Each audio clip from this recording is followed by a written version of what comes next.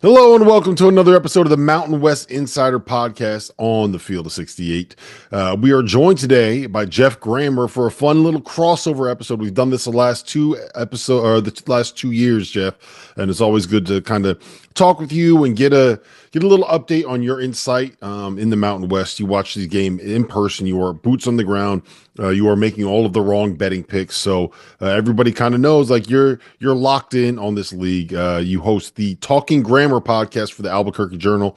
Obviously, you've been a longtime beat writer for New Mexico, and look, man, it's always great to see it. It's a great time to have a New Mexico beat writer here and a New Mexico expert talking Lobos and talking Mountain West. How you doing, man? Good to see you.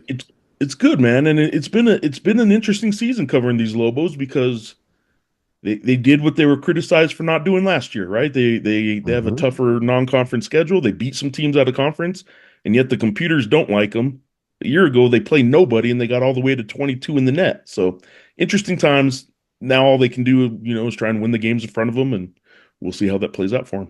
So I wanted to have you on to kind of do a little bit of a reset and an audit of the Mountain West, where it stands right now, where it stands in comparison to last year's, the way it looked last year. I thought that we had a top six this season, and it looks like we do, but we just picked the wrong team from the state of Nevada to put in there.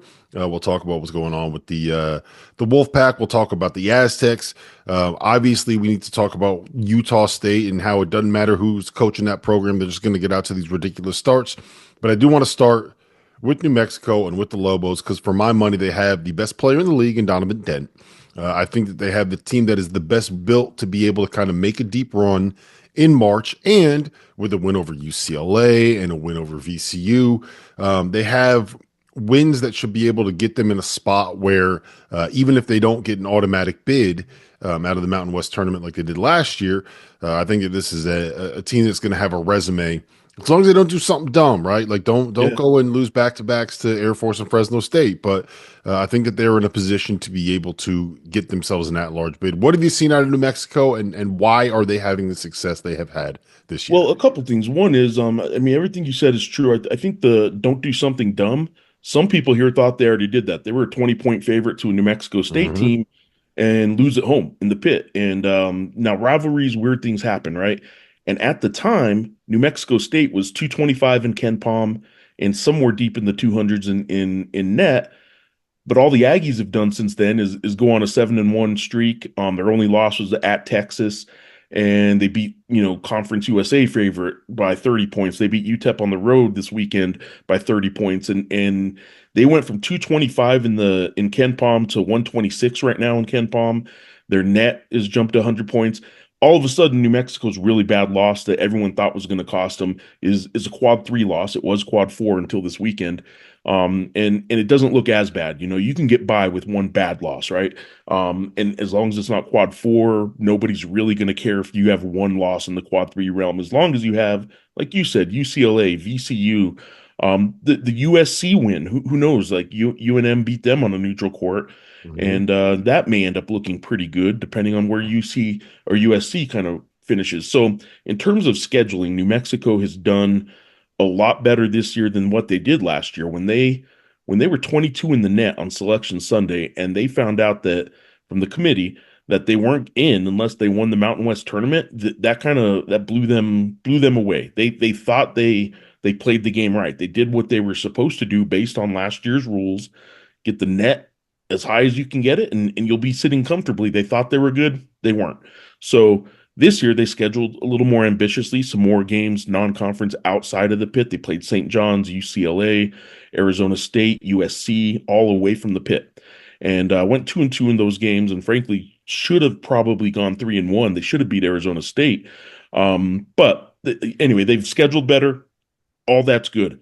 What you said about Donovan Dent and how they're built, Brian Dutcher, San Diego State's coach, told me before the season and then again this past week, what he loves about New Mexico is they're good up the middle, and he sounds like a baseball coach. And they're great up when you're built great up the middle, you're going to be a good team. And what he means is they're one and they're five. He thinks are the best in the league. They have the best point guard in the league in Donovan Dent, and then they're five, Nelly Jr. Joseph, who has been a little up and down.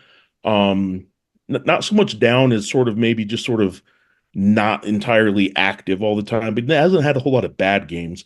But Nelly Jr. Joseph at the center spot and Donovan Dent at the point guard spot have played just tremendously at times, and their pick and roll, their high pick and roll action. I haven't seen first of all, I haven't seen a better point guard run the pick and roll than Donovan Dent, and that means ever. I've not ever seen someone play and master how you do the entire floor with the pick and roll like Donovan Dent has. But also, Nelly Jr. Joseph as a center, his feet are so good. First of all, defensively, he hedges high and he can get out there on guards. But on that pick and roll, he doesn't get called for a moving screen or anything like that. Like you see centers doing, once or twice a game sometimes. And Nelly Jr. Joseph never throws that hip out. He's great. They are two great pick and roll players, and because of that, New Mexico, I do think at their best is still a very very good team that can make some noise. Yeah, and they play to their strengths, right? They're able to get out in transition. They're able to run the floor. They take advantage of the talent that is Donovan Dent and kind of what he is able to do Yeah. offensively. I do think that they've had a relatively, I know they just beat San Diego State on Saturday, convincingly so as well. They've had a fairly beneficial start to conference play. You Oh yeah, still it gets got worse from boys. here for them. Yeah, you got two against Boise State. You got two against Utah State coming up. You still have to go to Viejas to play San Diego State on the road. And you still have to go to Reno to play at Nevada. And I do believe they still have two against UNLV as well. And UNLV has been Correct. much improved. So there's a lot to still do here and a lot to prove. But the other way to look at it is they still got a bunch of quad one resume opportunities that are going to be left on their schedule. So If well, in the 20 game schedule, the 20 game format that they have this year in the Mountain West, I mean, first of all, I like for simplicity's sake, right? You play everybody and you play them home and road. You don't have to worry about any of that. But yeah, in terms of the still playing two of those top teams, however, if you want to say it's a top three, a top four, top five, six, whatever, I think they still have probably about as tough a schedule as any of those top teams remaining. I think everybody else has played some of those top teams twice already, and really, New Mexico's only played San Diego State. Doesn't mean they mhm. haven't taken care of business though. They, at 6-0, you can't complain. You just have to play the ones they put in front of you, I guess. Yeah, everyone's gonna have to play everyone twice. So it's that's the beautiful thing about these leagues that play the true round robins is that you will know, right? In the Yeah, SEC that you play 18 games, you got 16 teams in the league. Big Ten, you play 20 games, you got 18 games in the league. Like you don't play a true round robin. Everybody goes to everybody's home court in the Mountain West. Everybody goes to everybody's home court in the Big East. And you if you're gonna win a title, you're gonna have to earn it. a year Speaking ago in of this, I was going to say real quick, a year ago in this league, Steve Alford made it a point after they won their last regular season game to say, "Congratulations, Utah State, you're the regular season champs, but you never won in Lawler." It's because it was an Mhm. unbalanced schedule and they never played at Utah State. Well, a couple weeks ago, Utah State beats Nevada in Reno, and sure enough, on all their social media accounts, hey, we just won in Lawler, just Yep. to kind of remind them that it's a round robin. We got you this time. So it's Yeah, something that has come up in this league though before. I love teams that have long memories and stuff like that and aren't afraid to broadcast it on social. It's what Yeah. makes the conferences so much fun. Utah State is the other team that's sitting there at 6-0 top of the Mountain West. 16-1 on the season. Their one loss was to UC San Diego, who is actually rated top 75 team on KenPom, has been pretty good this year. So the Aggies, man, look, if you kind of had to pick a team that had the most firepower in terms of like the two best players, right? I think Mhm. it's very hard to watch Ian Martinez and Mason Falslev play and not fall in love with what they can do as guards on the wings. We had Jared Calhoun on here, I think 2 weeks ago now, and just kind of asking him about like what's it like having those two guards. And he's like, makes it easy to run offense when you can just kind of say at the end of a clock, like, yeah, you know what, give it to Ian, give it to Mason, get the hell out of the way, make it work. Right. 16-1, man. The Aggies are doing the exact same thing they did under Danny Sprinkle. Make it make sense, Grammar. Hey, good. Yeah, you're not gonna get a whole lot of sense making out of that for me. There's not really. I know you guys have talked about it, and you had Jared on, and some people sort of started picking up on it a little bit after each time they win big. Is there in the past, whatever 5 years you want to say, a story quite like what Utah State has been able to do, where you're turning Oh, over head coaches, and not so much this go around. This time he actually Jared did, and Calhoun and did inherit some really good players. The two you mentioned were holdovers from last year. So that wasn't this year hasn't been so much an entire roster turnover, although outside of those two, most of them did turn over. But in terms of three head coaches that have taken a team to a national or to the NCAA tournament in a 5 year, 4 year span, whatever it's been, it's insane what they're doing. And some of those years were Danny Sprinkles was a pretty much complete roster turnover last year. He brought in, Great Osabar from Montana State and stuff. Like it's unreal what they're doing now. They may not be doing it at we're a top 10 sort of team, and maybe that's why a lot of people haven't paid attention quite as closely. But man, in the Mountain West, there is no fan that doesn't understand, like, man, we're getting sick of Utah State changing coaches and still being up there. And Mhm. frankly, maybe, in the preseason, um, us media voters should think about it. When you looked at the roster turnover and you saw a coaching change, you're like, man, I picked them fifth, which actually I think is higher than a lot of people did. But maybe I should have picked them higher. Maybe I I was mean, being look, a little picking too up. stingy. I don't think that that's crazy because even with the run that they've been on to start, the difference between Utah State and who's in fifth right now, San Diego State right now, like Yeah. that's the difference there is really not all that much in terms of how good their teams are. I just think that it's one of those things where they've gotten some close wins. Obviously, they had the comeback at San Diego State, which was one of the wilder finishes that we've seen this season. They had the comeback against Boise State on Saturday night, which again, like unbelievable comeback. But those are the fine margins we're talking about. They Oh were yeah. down, I want to say they were down 18 in the first half at Viejas, and they were down 13 in the first half at home against Boise State and came And back those to were win both those games. Yeah. two big comebacks, but also like the Nevada game I referenced earlier, that was a two possession, I think it's a 4 or 5 point game. Yeah, they're not. It's not just that they're coming back and winning. That they're playing a lot, sort of just possession by possession games. And again, you look at things like on Ken Palm, he has the luck factor and all that, but you know this well enough. Like you play enough close games, the numbers are just going to bear out that you're not going to win them all, right? Well, so far, the way they execute and the poise they play with in the last 2 or 3 minutes of games is really impressive. Now, there's only one time that bit them, and it was UC San Diego. And now we kind of realize, though, maybe UC San Diego isn't actually all that bad a team. It Mhm. wasn't. It looks like a bad loss initially when you think of the names and you think it was in Logan at the Spectrum. But yeah, that if that's going to be your worst loss, you're going to be just fine. Yep. You talk about close losses. I guess that's an easy pivot to the team that we were just talking about earlier in Nevada. They're sitting here 9-7. They're 1-4 in the Mountain West. They lost by 2 to Colorado State at home. They lost by 3 at Wyoming. They lost by 5 at home to Utah State. They lost by 1 in overtime at New Mexico after a game-winning bucket from Nelly Jr. Joseph. And again, another insane finish. They won in overtime against Fresno State. And you look at their non-conference losses by 2 to Vanderbilt on a neutral court, by 4 at Loyola Marymount, and by 11 at home against Washington State. And the Washington State one felt a little bit like that was the Monday after Thanksgiving. That there you can understand kind of some of the things that happened there. But again, they're 6 of their 7 losses have been games where it was 2 possessions or less or an I'll, overtime, which I'll is just insane. I'll add to that the weekend win that they just had against Fresno State, who's fellow winless team in the Mountain West, and it's crazy Mhm. to say that about Nevada. They were up three with 6 seconds to go. Fresno State shoots an air ball on a three. Nevada doesn't foul. Fresno State, this is the end of regulation. Air balls a three, which then benefits them because nobody rebounded it. It kind of goes to a guy who then takes it back out to the corner, does a quick kind of turnaround. 3 pointer and it goes in and they go to overtime because of just another fluky finish at the buzzer.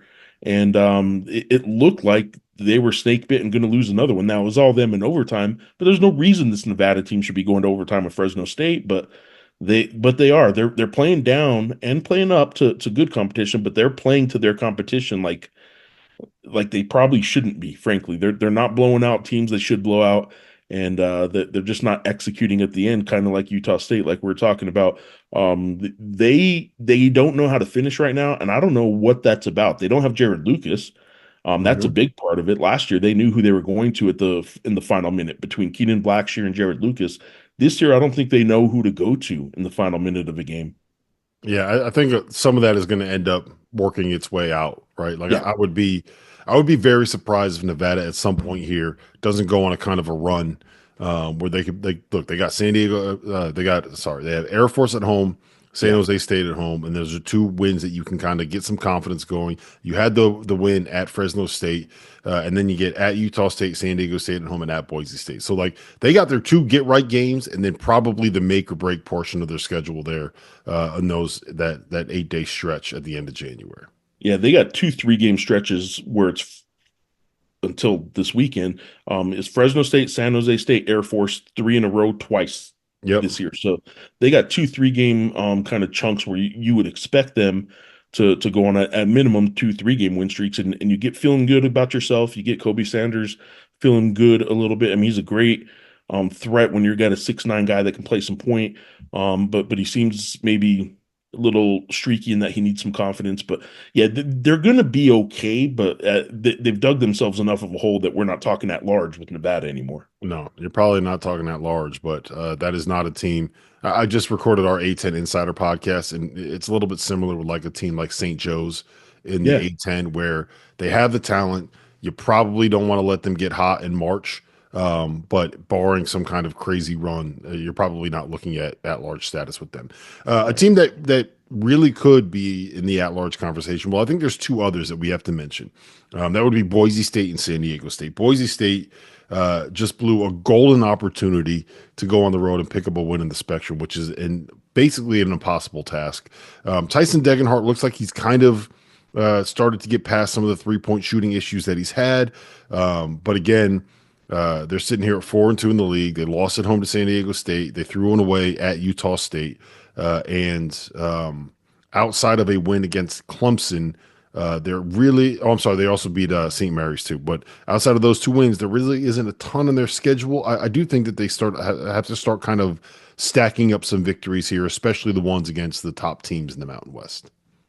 Yeah, 100%. They get another chance this week on the road in the pit here in Albuquerque against Hmm. New Mexico. That would be good for them. But yeah, Tyson Degenhart, you know you're splitting hairs, or you know a guy's as good as he is when you're bringing him up as the, maybe Boise State's struggling a little bit, and you're bringing him up as part of the reason because he's had a great year overall, right? And Tyson Degenhart's going to go down as one of the best 4 year guys, one of the best Mountain West players, in the league's history because he has a chance to go from freshman of the year to player of the year. Now, is he player of the year right now? Definitely not, but I wouldn't say he's out of the top 10 in the league at worst.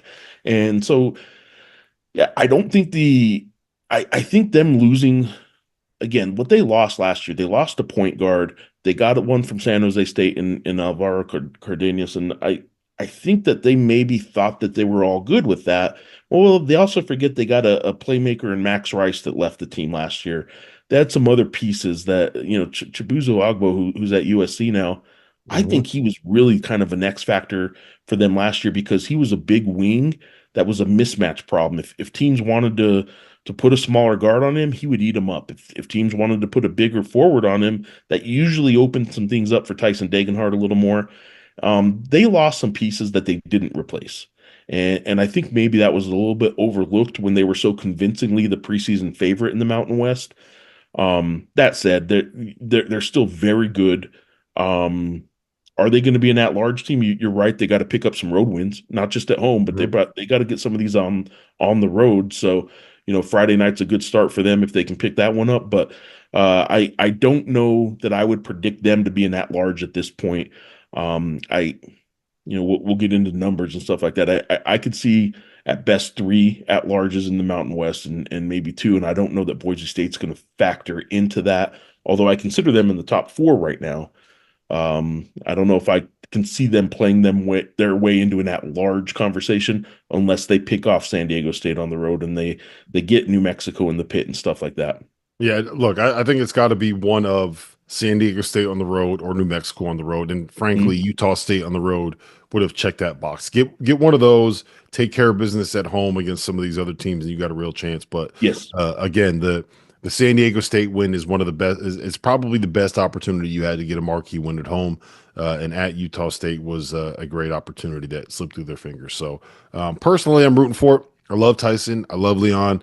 I think that those guys, I want to see them have that success at the end, and I'd like to see 4 or 5 teams get in for the Mountain West again. And I think they got the horses to be able to do that because San Diego State, despite some of the issues that they've had, I still think is a team that is going to be in that mix. The win over Houston's never going away, right? That's a neutral court win over a top 5 team in all the metrics. The win over Creighton is going to be a quad 1 win no matter what happens here. That UC San Diego win at home they had to start out the season, we were all kind of like, is it the 5-point win over UC San Diego? Are we really celebrating this? Turns out not that bad. That's a quad 2 opponent. So where do you stand on San Diego State? They have Colorado State home, UNLV home, at Air Force, and then at Nevada on the 25th. Then you get San Jose State and Wyoming at home. Pretty favorable schedule here to start stacking up some wins for what's going to be an insane finish to their schedule. Going into the year, it was weird that it was seen as a sign of disrespect because they were picked fourth, right? And I picked them fourth. But the overall media poll had them fourth, and people were like, how can you do that? Well, it's because they turned over their entire roster. They lost the most of the top half of the league, other than I believe it was Wyoming and Fresno State. San Diego State lost more points per game, minutes per game, rebounds per game. San Diego State lost a ton from last year, and you just figured, okay, they'll take a step back to third or fourth in the league, and maybe that's where they are. But I think you're starting to see now that they do have some talent, but they are young and they're inexperienced, especially in environments like the pit. I've never seen a San Diego State team do some of the things they did Saturday in that environment. And I think Dutcher's going to get it all worked out. I think they're going to be fine. Their defense is still elite, really. But at one point there was a behind the head kind of pass to a 3-point shooter in transition. Mhm. When do you see San Diego State do that? It went straight out of bounds. It didn't even touch the guy, touch the guy's outstretched hands. They were doing some things that, frankly, San Diego State didn't build its reputation as the marquee program in the Mountain West over 26 seasons. They didn't build that reputation by doing stuff like that. They did it on their defense. They did it on being able to go into the pit and not look rattled. This team looked young and inexperienced. Again, fixable things for Dutcher in my mind, but at least for now, they have some things to work on to get back to San Diego State basketball. Now, their 2 losses in the league are to Utah State and New Mexico, and they were both, the Utah State one was close, the New Mexico one wasn't. But you go to the pit, you understand it. If you get knocked off at home in a one possession game and it's to the first place team, okay. So it's not time to panic for San Diego State, but the fact that they have to fix some things that are not talent based, but like in between the ears based, in my mind, they have to grow up a little bit because I think they looked rattled on Saturday. Yeah, and just for context, you are right. There's turnover there. Nick Boyd is your senior and he's a transfer. Jared Coleman Jones is a senior and he's a transfer. Miles Bird's a sophomore playing his first real significant minutes. Farrell Compton's a freshman. BJ Davis is a sophomore. Magoon Guath is a redshirt freshman.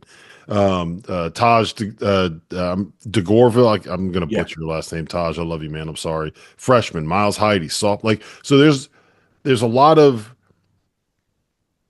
new roles for guys that are your returnees and new faces for guys that are the veterans, and that's just always a little bit of a weird combination for regardless of what level you are, what program you are. When you have that combination of things, sometimes it takes a little while for all those pieces to come together and fit perfectly. Yeah, absolutely. You can look at their past teams, and they always had a 4th-year senior guard. They had a 3rd-year senior guard. They had a Matt Mitchell. They had a Matt Bradley. They've always had the one guy that's at least been through the wars and been through it all. That guy on this team is sophomore Miles Bird, who came off the bench last year. Extremely talented, a 6'7" wing, very good. But if the guy who's been through the wars that San Diego State's been through is a sophomore who didn't play huge minutes last year, that's what they're facing right now. Hmm.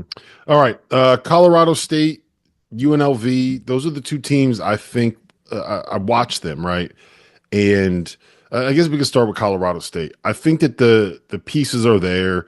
Nick Clifford's been awesome. There was a point, I don't know if he's still doing it. I have to double check the box scores right now, but he was one of two guys averaging 16 points, 10 rebounds, and 3 assists on the season. It was him and Janai Broom. I think his kind of growth and development arc has been one of the most fun stories in the Mountain West, one of the most fun stories in college basketball. I don't think is getting quite enough attention, but it hasn't been just him. I think that's been the impressive part about Colorado State to me. And they're sitting here at 4-1 in the Mountain West, man, a game out of first place. Who had that after losing Isaiah? Isaiah Oh, Stevens. yeah, Isaiah Isaiah Stevens, Stevens. one of the best. Again, I'm not just trying to throw this out there about everybody. I said it about Tyson Dagenhart earlier. Isaiah Stevens is another. He was a 5-year guy because he had an injury one year. Isaiah Stevens is another guy that I think was one of the best players overall. Some longevity in there, but like overall in Mountain West history, and you're going back to there's a reason those two guys are going to hold a lot of records when they leave the Mountain West. And I just think that Colorado State was a team that should have taken more of a step back than they did if you just look at it ahead of the season. And they haven't. And good for Nico Medved, good for Nick Clifford for doing that because I think the big question was who was going to lead this team? Like how much did Isaiah Stevens last year erase?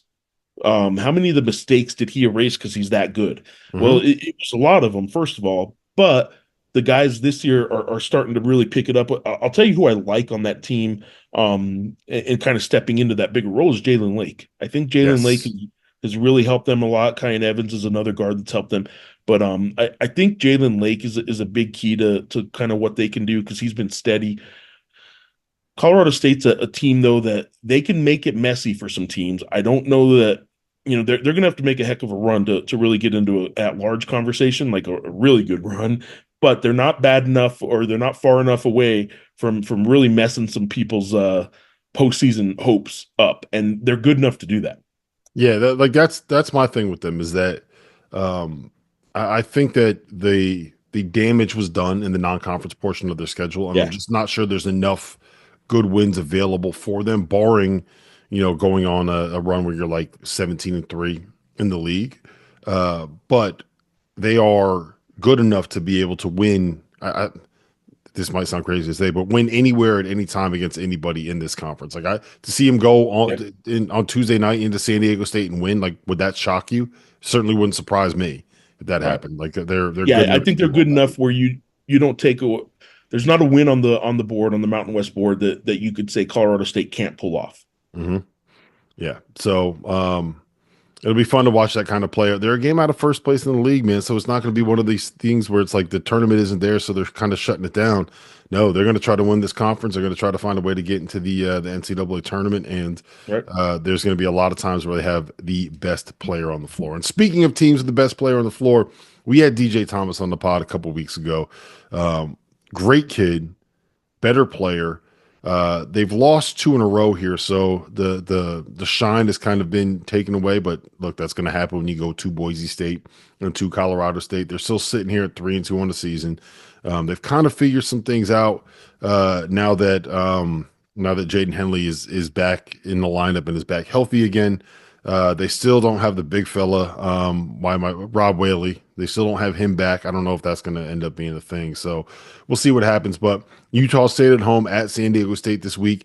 I think you really, really want to get that Utah State game because you don't want to have to avoid a 4-game losing streak by going to Viejas. That sounds like the seventh level of hell, to be frank. 100%. And the I wrote recently about rivalries and got a lot of pushback from San Diego State fans about who their rival may be. Um, but there's no question that San Diego State fans love playing UNLV. Whether or not it's a rivalry, based on the numbers, it's been pretty one-sided San Diego State's way. But they love playing UNLV. They love jumping all over that bench in Viejas. They they're going to bring it against UNLV, and I think you better try if you're going to pick up one of these two wins. If you're UNLV, it's the Utah State one sitting right in front of you because there's a good chance that even if you don't pull that off, and you lose two in a row, you start questioning. Okay, our numbers don't look good. Our record isn't good right now. And you start wondering if some of the new players on the team start losing interest, right? UNLV has had that in years past. I don't know that Kevin Kruger is going to allow that to happen with this team, but man, things are so much better in Las Vegas right now if you pull off one of these next two wins. And really the Utah State game is the one you better try and pull off, because I don't know if you're going to Viejas right now and picking them off after what happened Saturday to San Diego State. I'll bet they're going to be a pretty tough team, pretty tough out for the next few games. Yeah, it's the run that UNLV on is on right now is just man, like that's one of those ones where you got to send out thoughts and prayers to Coach Kruger. This is what it is. They got a 9 game stretch where they're at Boise State, at Colorado State, Utah State at home, at San Diego State, Wyoming at home, New Mexico at home, at Utah State, at Nevada, Boise State at home. Like, come on, man. Like that is Well, you can brutal. And then you get even out of that after nine that you go game to run. Laramie. And yeah, After you're that you going go up to Laramie, Wyoming. So Laradice, baby. There's nothing better than Laradice. I It's do love me some Laradice, but man, that is a brutal thing. Like again, the 20 game season that the Mountain West is on, we can pick it apart at the end of the season and see what we like and don't like. The teams that have this little Fresno State, Air Force, San Jose State 3-pack, and I think Air Force has it. I think UNLV rather has it twice. No, they have Air Force Fresno later. Anyway, they opened with the 3 teams at the bottom, right? The mhm. the teams that have two sets of those, and then you're left with these stretches of 9, 7, 8, 9 games where it's pretty brutal. It's a Again, for those that war don't follow the every Mountain night. West, the travel's part of the problem here. It's not just the teams and opponents.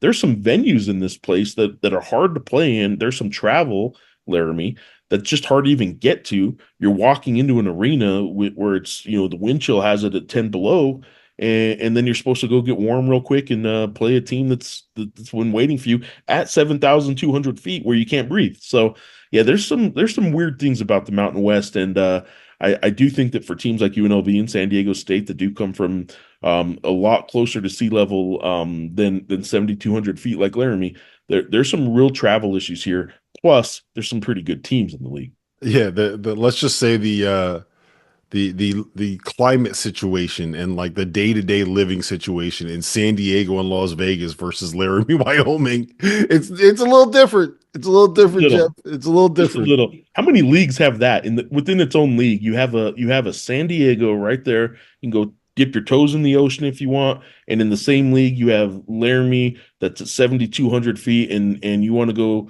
dip your toes in you could dip your toes in water, but it'll be frozen water until May probably in Laramie. So you can go get some snow, I guess. Yeah. Not too many leagues though that have 7,200 feet and sea level in the same league. You go from vacation to getting ready to go film one of the Outdoor Boys YouTube channel episodes, and like back-to-back games. It's just insane, man.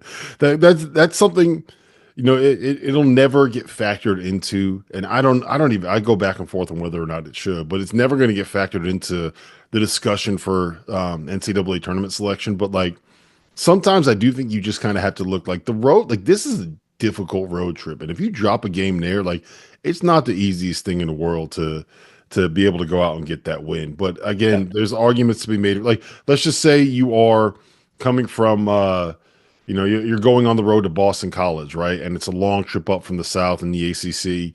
And you got to go play in a building that is cold and has 42 people in it. And sometimes those are just as difficult to play in as going on the road to a place like Cameron Indoor Stadium. Just because Well, one of them, you got to be fired up, you got to play a good team. And the other one, you're supposed to win. There's no downside, and you have to bring your own energy and your own warmth and your own kind of heat to the building. nobody's feeling sorry for the Lobos, but let me just tell you what they're about to do. They're going from a sold out 15,428 people on Saturday on national television, CBS, Bill Raftery sitting courtside yelling onions at you as you're frankly blowing out San Diego State. Ended up being 14 points, but it was a one-sided 14-point win, as much as it could be. You're going from that and all this energy to San Jose State that might have 800 fans in the stands. And playing in San Jose State has been difficult when they don't get a lot of fans. And that's what the Mountain West has. They have 3 or 4 teams that you do have venues that it's been hard traditionally to get fans at.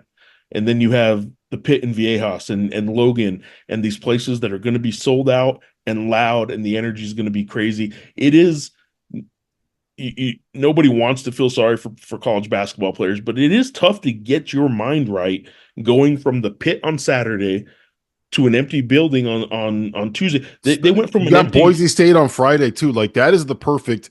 Look That at is. the 4 game span for them. Mhm. They went from Laramie, Wyoming on Tuesday to the Pit on Saturday to San Jose State on Tuesday to hosting Boise State on Friday. Now, luckily, the two tougher games you would say are in the Pit at home for them, but then the alternatives or the alternate games are in Laramie where there was 2,000 people announced in a Mhm. really cold Tuesday night. And then San Jose State might have 1,500 people there on a good night. And frankly, a lot of those are going to be like California, New Mexico alum, like UNM alum that get to go see the Lobos play, usually come out to the San Jose State game if they can. Yep.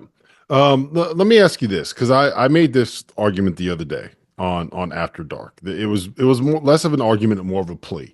I understand why it's good for the league to have like the New Mexico San Diego State games on from like at 1 o'clock on big CBS and Bill Yeah. Raftery, but what makes the Mountain West awesome are when you put it on at like 11:30 at night, at midnight, and it's Yes. kind of the end of the night, and like you're sitting there and you're half awake and you're watching. And it's like, is this a fever dream or am I really watching this absolute insanity of buzzer beating, game winning 4 point plays in front of 13,000 insane Utah State fans, right? Like Mountain West After Dark is supposed that I think that's Yeah. why that was a blowout is because they played it at 1 o'clock. If you play that San Diego State New Mexico game and a 10 o'clock tip on CBS Sports Network It's a instead one of possession 1 p.m., game. it's Yeah. insane. Like Donovan Dent's hitting a 92-foot shot at the buzzer to win by 3, right? That's what's Well, happening there. they did that 2 years ago, and some people know Lamont Butler for in college basketball lore for hitting a buzzer beater in the Final Four. That's good, but Lobo fans saw it a month earlier. Mm-hmm. He beat the Lobos with the buzzer beater three, a true buzzer beater. Aaron, ball in the air with the buzzer sounding. A lot of people use buzzer beater wrong, and it was two true buzzer beaters that year for Lamont Butler. And Lobo fans certainly experienced one long before or about a month before the Final Four. So yeah, you're right though. I mean, and good for the previous conference that is no more, that is now rebuilding, for capitalizing on the after dark part, because it's true when that league and the Mountain West really had it better in my mind, but Mountain West After Dark was totally legit for years. And you're right, because craziness happens, and Nevada, you're rushing the court in Reno because you just beat San Diego State on a Tuesday. That's what this league needs to capitalize on. I know a lot of people back east may be tired, but like you relive all that through social media now so much that the league needs those games, right? People locally complain when it's an 8 o'clock start or a 9 o'clock local start.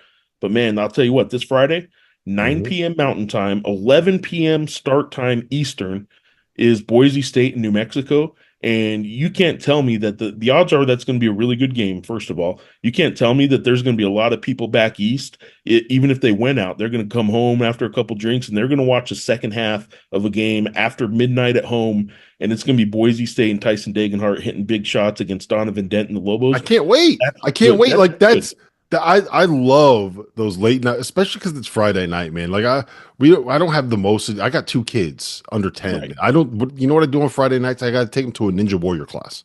Okay, that's what we do. That's my Friday nights. That's what every Friday night I'm in a Ninja Warrior gym for 3 hours. My kids are going and playing on this ridiculous. It's basically a jungle gym. It's awesome. I would have loved it when I was a kid. But I come home from that. I make dinner. I crack open a couple of cold ones, and I go and I sit and I watch Boise State, New Mexico until 1 o'clock in the morning while everyone else in my house is asleep. That's heaven.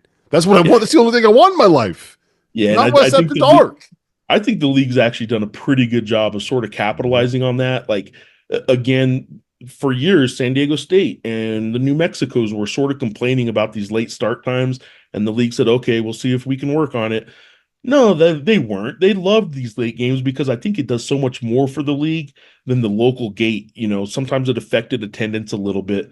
Nah, forget it. It does so much more for the league having Friday night Boise State and Look, New Mexico.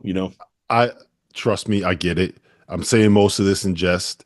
If you can get on big CBS during the daytime, you have to Yeah, do. It doesn't matter what. Like you have to go do that. You go yeah, like you do that 100 times out of 100.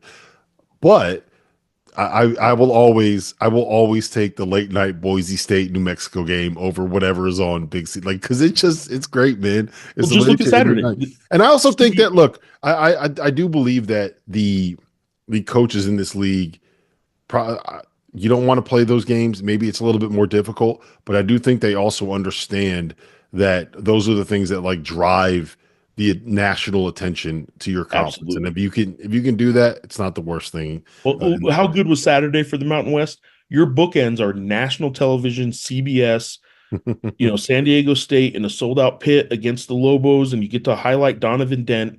And then you end it with Ian Martinez hitting a 4-point play with 6 seconds to go in a huge come from behind, rally victory for Utah State in a sold out Spectrum against Boise State.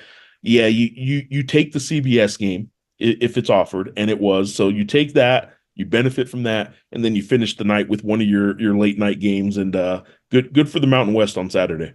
Yeah, that was a big day for the league. Got some good wins. Let's wrap it with this. You said earlier you think that you're going to get 2 to 3 at large bids, 3 to 4 total bids, probably. Yeah, I I, would say I would say my numbers for tournament this year would be in the 2 to 4 range. I don't see it getting to 5. I don't, to be honest, I'm starting to really back off seeing it as low as 2. I don't think But it'll be 2. you don't think it'll be as low as 2, and I'm starting to go the other direction on that too. So I would tell you that right now the 4 teams that I think that are competing for at large would be Utah State. I mean, this is obvious. You can look at the standings and kind of figure this out, but Utah State, New Mexico, San Diego State, and Boise State. I think those 4 teams still have a case to make with the way the schedule plays out the rest of the season. It's all in front of them for an at large. I think, though, that right beyond that are some teams that not only, frankly, could make a huge run and get themselves into that conversation, but are absolutely talented enough to win 3 games in March in a Mountain West tournament setting. 4 games in 4 days is what the Lobos did last year to get in there when Jalen House just Mhm. went crazy for 4 straight days. There are teams that could pull that off, and it is a one win right now in league play. Nevada, it is a Colorado State if they get things rolling with Nate Clifford. It is a UNLV because Dedan Thomas is that special. I do think that there are some of those teams that could get themselves into that conversation. Yeah, I tend to agree with you. I would make the argument that Utah State, New Mexico, and San Diego State, as long as they do what they're supposed to do down the stretch, are Yeah, going to be dancing. Like they're going to be in there. Like if New Mexico doesn't lose a dumb one at home to Air Force, and picks up a couple of road wins here against like the I don't know get Colorado State in the road and get I don't know Utah State or whatever it is. Like get a couple of those road wins, win the games you're supposed to win at home. Don't do something dumb. All 3 of those teams are in. I think Boise State, uh, if they had beaten Utah State, I would say that it's close to that conversation for them. I still think they have a little bit more work they got to do. yeah, They got to win a couple of these ones on the road, and they have a little. I would say that they're probably right there on the cut line, and as long as they do the job they're supposed to be able to do down the stretch and are good enough to do, if we're being frank, then they'll be able to put themselves in that position. It's going to be an uphill climb for Colorado State, and it's going to be an uphill climb for Nevada. And I don't know if UNLV is yeah. quite there, but I would also say I would not be shocked based off of some of the efficiency numbers and how good Nevada's been in close. I'm sorry, how well they've played in their losses.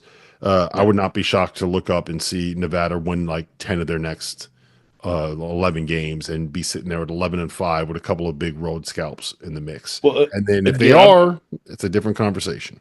at the college basketball level, when you have a really, really good player, and Nevada has, in my estimation, 2 really good players, maybe top 10 in the league kind of players, Nick Davidson and Kobe Sanders when he's right. I still need to see maybe a little more consistency to throw him into that. But Nick Davidson's been playing great. Hmm. It's not like Craig Neal and Steve Alford haven't been through this before. You're not gonna. There's no surprises for them. So we'll see. I think Nevada could really, they could make a run in the tournament, which would be pretty crazy in the Mountain West tournament if they had to. Yep, yep. I agree with all that. Listen, Jeff, it's always a pleasure, man. It's always good to see you. It's always good to chat Mountain West with you. It's always good to pick your brain on this conference. And I tend to feel pretty good about myself when you and I are on the same page about things in the Mountain West, and it seems like we are I more or I don't less. know why, man. You've seen my picks. Yeah, I know. I, I I make know. picks before every day of Mountain West games, and I have a losing record because I go around the league. I talk to coaches. I use my brain. I'm very, very much an expert about Mountain West basketball. I have a losing record, and my daughter flips a coin. She is 19-11 right now, flipping a coin against the spread. Like, just follow my daughter's coin flip picks, and you're making some money. How many years in a row is she beating you now? So, no joke, we've been doing this 10 years, and I think she's beaten me 7 out of the 10 years, flipping a coin against the guy who gets paid to do this, man. I get paid to research Mountain Hey, West the basketball. reason she has a coin to flip is because you talk about Mountain West basketball, and here she is kicking your ass That's right. by flipping that coin. How That's so cool is this funny. along those lines? UNM and played at Colorado State in Fort Collins, and she wasn't in school. She's 15 now. I started doing this with her when she was 5, just a Mhm. way when I'm on the road to kind of keep her involved. She didn't actually care, but like I thought, okay, pay attention, pick these games, blah blah blah. And 10 years later, she's 15. School was out over the Christmas break, so I take her on a road trip with me for the first time. She goes to Fort Collins at Colorado State. She has her name in Media Row, Jaden Grammer, Albuquerque Journal, and she's like, "How did they know?" I'm like, "Well, I got to tell them you're coming and all that." She had 3 Colorado State fans come up, and they knew me from covering the league for over a decade. And 3 fans came up to meet her because I tweeted about her being there. One of them brought her a silver dollar and said, "Start using this for your picks." And Steve Ivy is his name. He's a Colorado State fans know him. But how cool is the Mountain West when you're off the radar enough where stories like that are actually pretty common with a lot of these teams, but you're on the Mhm. radar enough where like there's some passionate fan bases that do these kind of things. And so my 15-year-old daughter like is getting introduced in Fort Collins, Colorado to people she has no idea why they care about who she is. She just thought it was the coolest thing in the world, and they're bringing her silver dollars to use for her coin flip picks, and she beat me that day. So Yeah, that's awesome, man. That's what is part of what makes college basketball special, and the fact that the Mountain West is what it is. Like those are the stories that kind of make it yeah, the league that we all love, man. Listen, always a pleasure catching up. Best of luck appreciate you. rest of the season with your picks. Hopefully, you can be a coin that's being flipped, and safe travels rest of the year, my man.